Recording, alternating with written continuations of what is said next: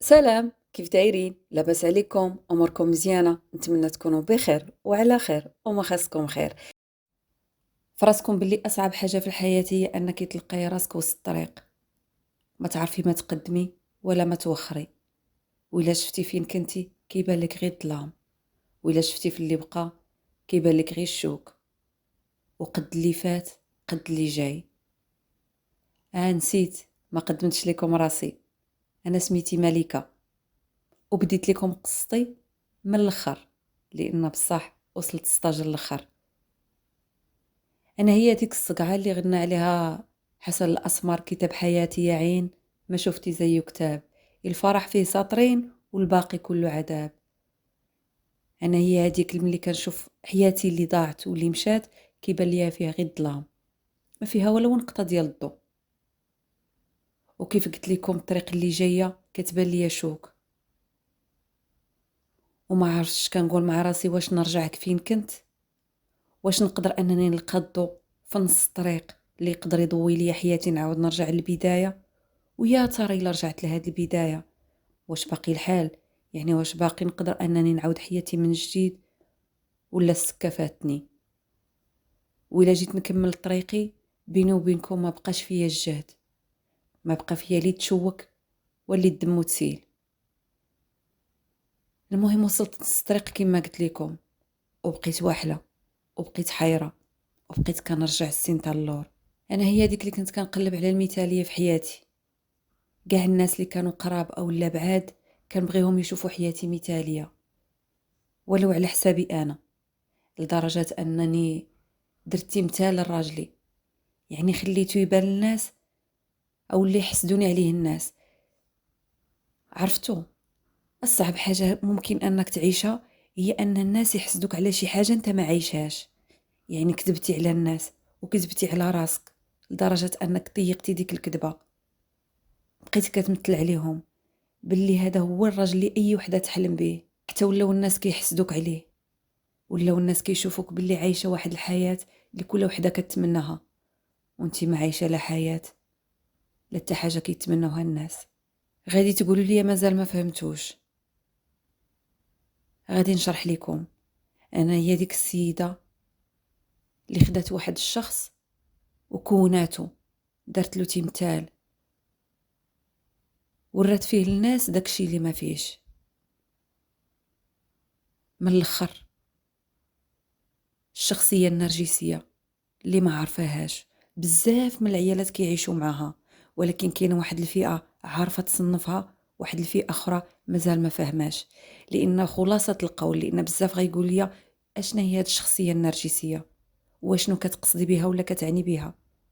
الشخصيه النرجسيه ولا الرجل النرجسي هو هذاك الشخص اللي كيبان لك باللي في البدايه انه عنده ديك الغيره الجنونيه، وديك الغيره كتخليك دائما انك تصفحي ليه بزاف ديال الحوايج، ولو ديك الغيره كتكون قاتله مدمره، لكن في الاخر كتقولي هاد الشخص كيبغيني مادام كيغار عليا، الا وهاد الحب هذا ما عنده مثيل.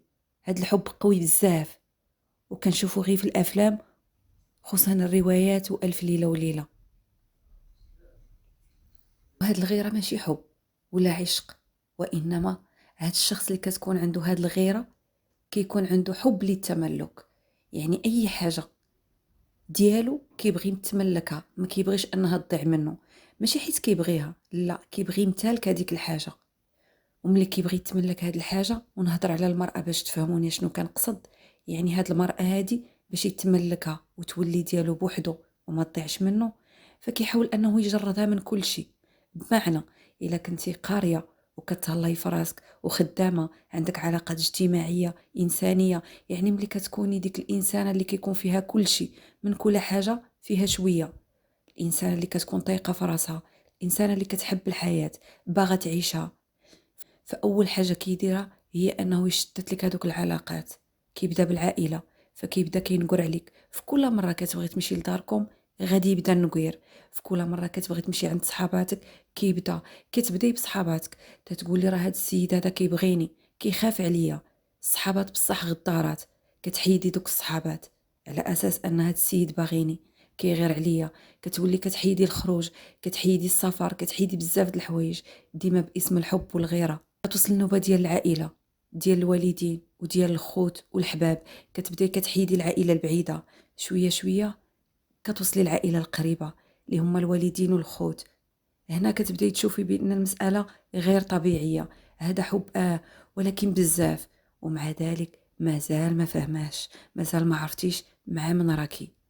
المهم مع الوقت كتلقاي راسك باللي بديتي كتخسري بزاف د الحوايج. خسرتي العلاقات الاجتماعيه، ما بقيتيش اجتماعيه مع الناس، ما بقيتيش الا كنتي كتساهمي في شي عمل خيري، او الا كنتي كتخرجي مع صحاباتك، او الا كديري اي نشاط كيف ما بغى يكون، هادشي كامل مشى ولا من الماضي.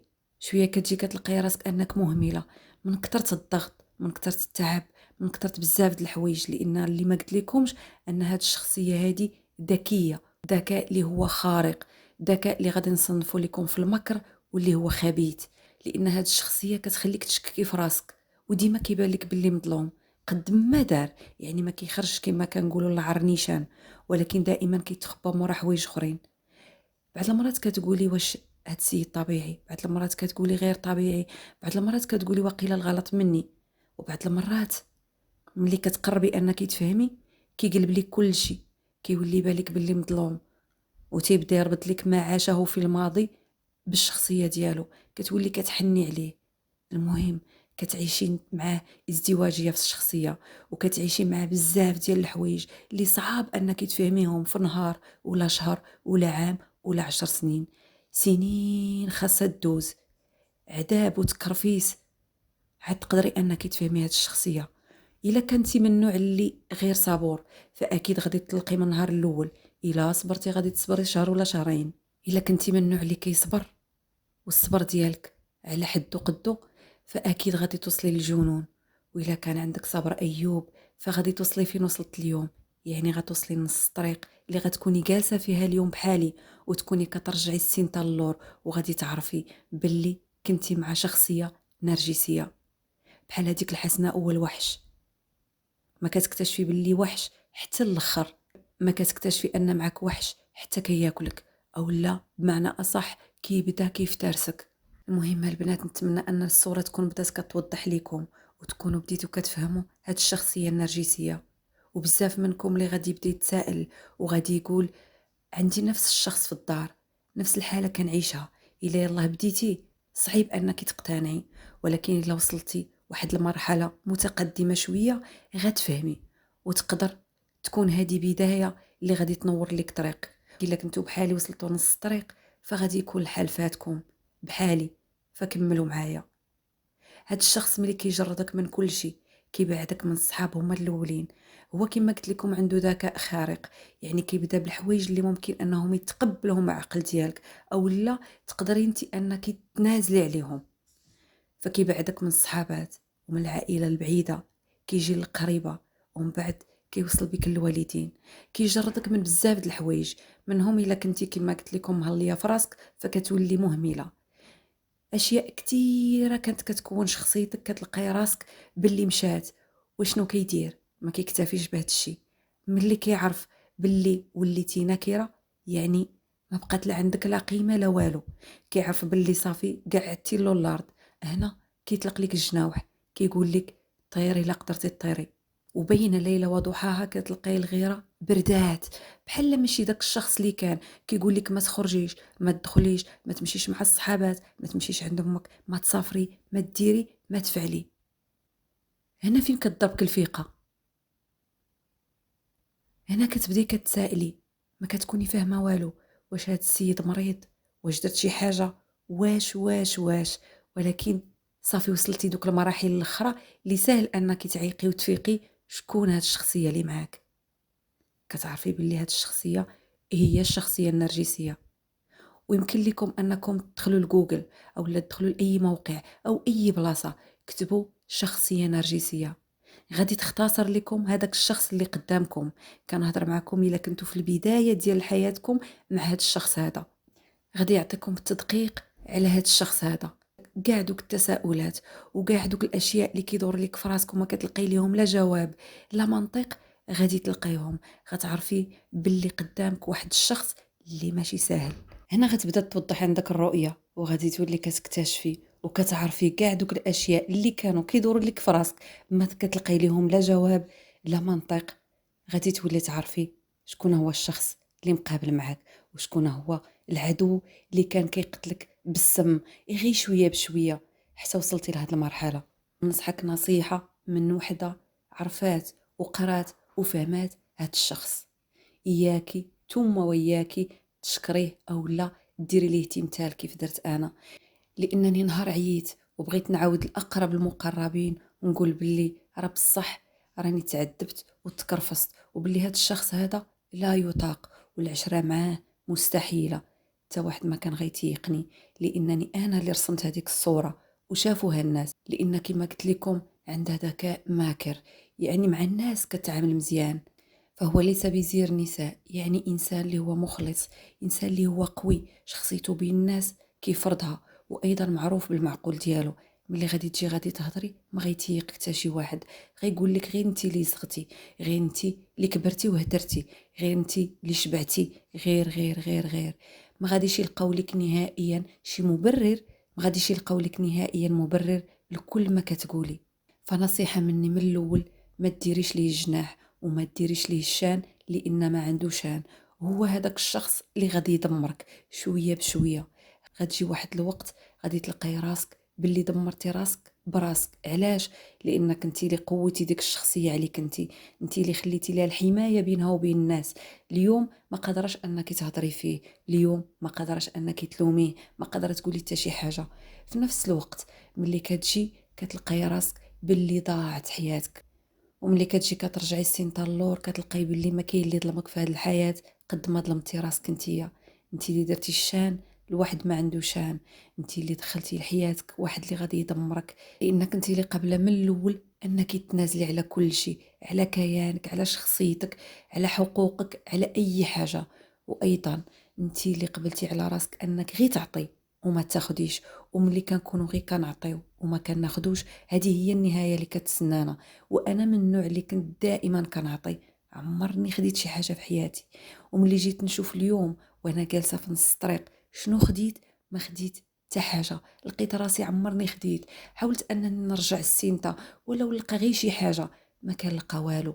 الا انك ملي كترجعي بمشوار حياتك اللي عشتيه رغم ان هذا الشخص عنده غيره جنونيه، الا انك كتلقاي فيه لا حضن ولا كلمه زوينه ولا شي نهار تفكرتي انك خرجتي انت وياه تمشيتو. يعني اشياء اللي هي بسيطه لاي وحده كانت كتقلب عليهم ما غاديش تلقيهم. غادي تلقاي فقط الشا الرا زقا خا رصا، يعني بحال حمار الطاحونه. انا اختصرت لكم باش يوصلكم الميساج. ما غادي تلقاي ولو ابسط حاجه محتاجها المراه.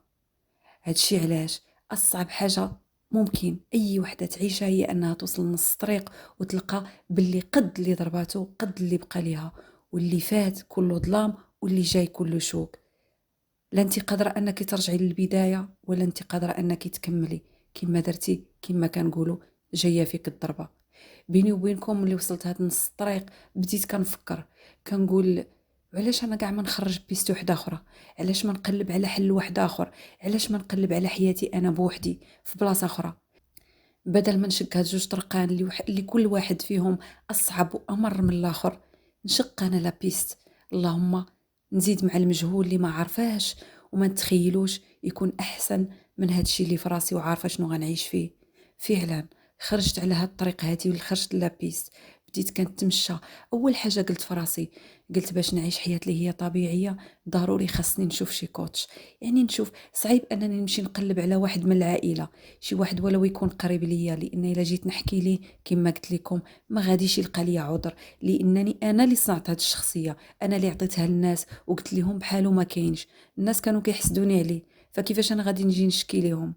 قلت احسن حاجه نمشي عند شي واحد ما عارفنيش، واحسن واحد وانا نمشي عند كوتش اولا بسيكياتر ولا بسيكولوج. كاع شنو غيوقع كاع؟ صافي خرجت للابيست، اللهم نشق طريقي. مشيت تدويزه الاولى هضرت حتى بكيت، كثر ما هضرت في هذه القصه هذه كثر ما عاودت لكم. لقيت اللي يسمعني قال لي الاخصائي مزيان انك تعاودي تشقي طريق واحده اخرى من جديد ولو انها بيست كما قلتي، ولكن باش تشقي هاد الطريق هادي خاصك تشقي بواحد البنية جسمانية اللي تكون سليمة وعقل سليم وصحة سليمة باش تقدري انك تكملي فيه الطريق. قلت له ما فهمتش يا دكتور. هو كان فاهم اشياء شافهم اللي انا ما شفتهمش. قال لي غادي نعطيك واحد البيلون ديريه لي على صحتك واجي انا معاك. عندك قدرة اللي هي كبيرة بزاف، ومادام وصلتي هاد الطريق هادي وصلتي هاد المرحلة وباقي عندك الجهد وباقي كتفكري انك تشقي واحد لابيست، الا وان القدرة العقلية ديالك سليمة 100%. ومادام عندك هاد القدرة ديال التحمل وديال الصبر الا وغادي تنجحي فيه. كاين اللي غنطلب منك انك دير ليا واحد البيلون نشوفوا ايضا الصحة البدنية واش قادرة انها تسلك هاد الطريق هادي. ما نكذبش عليكم شدني الخوف، ولكن في نفس الوقت قلت كلامه صحيح. يعني بحال غادي ندخل شي تيران ديال الكره او لا غادي نلعب مثلا او لا غادي نمشي في عدو الريفي، يعني خاصني واحد البنيه جسمانيه اللي تكون سليمه. وقلت هذه فرصه، لان بيني وبينكم هذه مده طويله بصح هملت في صحتي. قلت له واخا دكتور عطيني انا غادي نمشي ندير هذا البيلون. وفعلا درت البيلون، يعني تحاليل على الجسم ديالي كاملين، فيهم ديال الكبده وديال القلب وديال السكري ديال الكوليسترول. راكم عارفين ملي كيعطوكم البيلون كيكون شامل.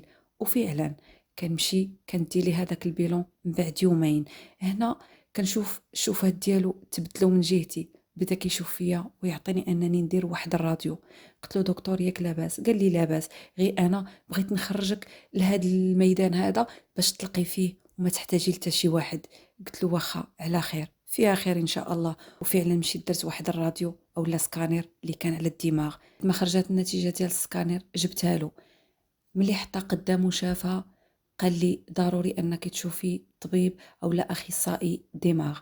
دخلني الشك وبديت كنربط الحوايج بعضياتها وعرفت باللي كاينه شي حاجه. قلت له دكتور غير قول لي شنو كاين. انت قلتي لي مادام وصلت لهاد المرحله هادي وجيت وبغيت ناخذ بيست من جديد، الا وان القدرات العقليه ديالي سليمه وقادره انها تحمل اي حاجه. قال لي غادي تشوفي الدكتور ان شاء الله خير. قلت له لا ما غاديش نخرج من هنا حتى تقول لي شنو كاين، والا ما غاديش نمشي عند الدكتور. فهنا كيجاوبني تيقول لي يمكن عندك سرطان الدماغ.